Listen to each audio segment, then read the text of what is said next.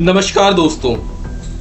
इस देश में सड़कें टूटी पड़ी हैं, नाली का पानी लोगों के घर के अंदर आ रहा है, नौकरी इस देश में है नहीं, लेकिन फिर भी मीडिया और मोदी जी का कहना है कि ये भारत विकसित हो रहा है। मोदी जी ने देश बदल दिया है। किस तरीके से बदला है जरा देखते हैं। बदला तो जरूर गया है देश, लेकिन सिर्फ अमीरों के लिए। गरीबों के लिए तो ये देश में और ज्यादा परेशानी बढ़ गई। उनके ऊपर जीएसटी, इनकम टैक्स और भी न जाने कितने टैक्स लगा दिए गए। ये वीडियो हर उस मिडिल क्लास आदमी का दर्द है, हर उस गरीब आदमी का दर्द है जो मीडिया दिखा नहीं पाती टीआरपी के डर से। लेकिन आज हम सच के साथ जानेंगे कि आखिर क्या हमसे छुपाया गया है और क्या हमें बताया गया है। ये वीडियो एक वीडियो नहीं, एक सच है जिसमें हम बीजेपी के सच का पर्दाफाश करेंगे और दिखाएंगे किस तरीके से बीजेपी ने झूठे वादे कर कर लोगों के भरोसे को चकनाचूर कर डाला। बीजेपी के राज में भारत को 3 टुकड़ों में बांटा गया है, जिसको कुछ इस प्रकार रखा गया है। टीयर 1 भारत का सबसे डेवलप्ड हिस्सा, जिसमें आपको सिर्फ लग्जरी दिखाई देगी, फास्ट इंटरनेट, अच्छी सड़कें, ये सब कुछ आपको दिखाई देगा। लेकिन इसमें जो शहर आते हैं वो हैं दिल्ली, मुंबई और बेंगलोर। इसके बाद आता है भारत का अगला टुकड़ा, जिसे टीयर 2 नाम दिया गया है। इसमें जो शहर आते हैं लखनऊ, इंदौर और पटना जैसे शहर, जहां आधी सड़कें हैं जो ठीक है, बाकी सड़कें खराब हैं। जैसे उदाहरण के लिए मिडिल क्लास, ना ही वो अच्छा है ना ही वो बुरा है, ये टीयर 2 है। भारत का आखिरी हिस्सा यानी टीयर 3, जहां सिर्फ संघर्ष है। यहां ना तो सड़कें अच्छी हैं ना ही बिजली पहुंच पाती है, और ये भारत का सबसे पिछड़ा हुआ हिस्सा कहलाया जाता है। और इसमें जो शहर आते हैं वो है रामपुर और बेगूसराय। जहां कैमरा पहुंच पाता है वहां विकास हो जाता है, जहां वोट चाहिए होते हैं वहां सिर्फ झूठ फैलता है, और जहां असली भारत रहता है वहां सिर्फ संघर्ष पहुंचता है। ये है बीजेपी का सच, और जिसे नाम दिया गया है बदला हुआ विकसित भारत।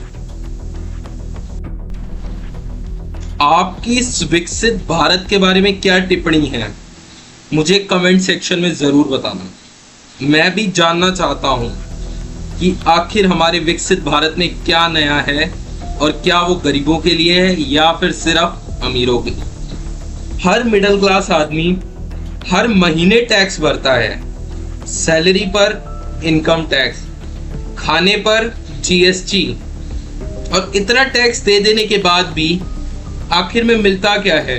टूटी हुई सड़कें, ना पानी और ना ही बिजली।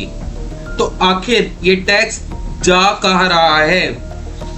300 करोड़ का पार्लियामेंट, 8400 करोड़ का स्टैचू, और रही बात मिडिल क्लास आदमी की, तो उसके हिस्से में आती है सिर्फ बिजली और पानी की दिक्कत। और इस सब के बाद इस भारत को जो नया नाम दिया जा रहा है वो है विकसित भारत। मोदी जी ने वादा किया था कि हर साल देश में 2 करोड़ नौकरियां निकाली जाएंगी। मोदी जी ने कहा था कि 2 करोड़ युवाओं को मैं हर साल रोजगार दूंगा, यानी कि 10 साल बाद 20 करोड़ नौकरियां इस देश में होनी चाहिए थी। लेकिन सच्चाई कुछ और है। नीट जैसे बड़े पेपर का लीक होना, सिलेक्शन का रुक जाना। देश का अभी भी 70% से ज्यादा युवा बेरोजगार है। डिग्री है पर जॉब नहीं है। क्या यही है मोदी का विकसित भारत? इलेक्शन जीतने के लिए बीजेपी ने राम मंदिर के नाम का यूज किया। क्या ये शिक्षा भगवान राम की है? किस तरीके से उन्होंने हमारे हिंदू धर्म को ही तोड़ना मरोड़ना शुरू कर दिया। लाखों लोग राम मंदिर की वजह से घर से बेघर हो गए। ये शिक्षा तो भगवान राम की बिल्कुल भी नहीं थी। मीडिया पहले सवाल पूछता था, लेकिन अब सिर्फ रूलिंग पार्टी के भजन गाता दिखता है। जब नीट का पेपर लीक हुआ तब मीडिया चुप था। जब दंगे फसाद हुए मीडिया तब भी चुप था। लेकिन अगर गलती से कोई भी अपोजिंग पार्टी कुछ भी रूलिंग पार्टी के बारे में बोल दे तो वो 24/7 ब्रेकिंग न्यूज बन जाती है। जब भी कभी कोई फॉरेन मिनिस्टर इंडिया आता है तो उसे या तो कैनॉट प्लेस, राजपथ या इंडिया गेट दिखाया जाता है। उन्हें लगता है कि यही असली भारत है, लेकिन सच्चाई छुपाई जाती है। उन्हें वो भारत नहीं दिखाया जाता जिसमें बिजली नहीं आती, सड़क की जगह कीचड़ दिखाई देता है। विकसित भारत तो सिर्फ फॉरेन मिनिस्टर्स को दिखाया जाता है और इंस्टाग्राम पर दिखाया जाता है। बाकी सच्चाई किसी से छुपी नहीं है। ये बीजेपी सरकार सिर्फ अमीरों के लिए काम करती है। मिडिल क्लास से टैक्स लेती है और गरीबों से उनके वोट। हमने टैक्स दिया, हमने वोट दिया, लेकिन बीजेपी ने हमें क्या दिया? बढ़े हुए बिजली और पानी के बिल। झूठ मीडिया के द्वारा फैलाया हुआ। अगर अभी भी आवाज ना उठाई तो ये देश बिकते समय नहीं लगेगा। समझ जाओ। अगर तुम भारत के असली नागरिक हो तो कमेंट कर जाओ। विकसित भारत चाहिए, पर पूरा भारत, टुकड़ों में बटा हुआ भारत नहीं।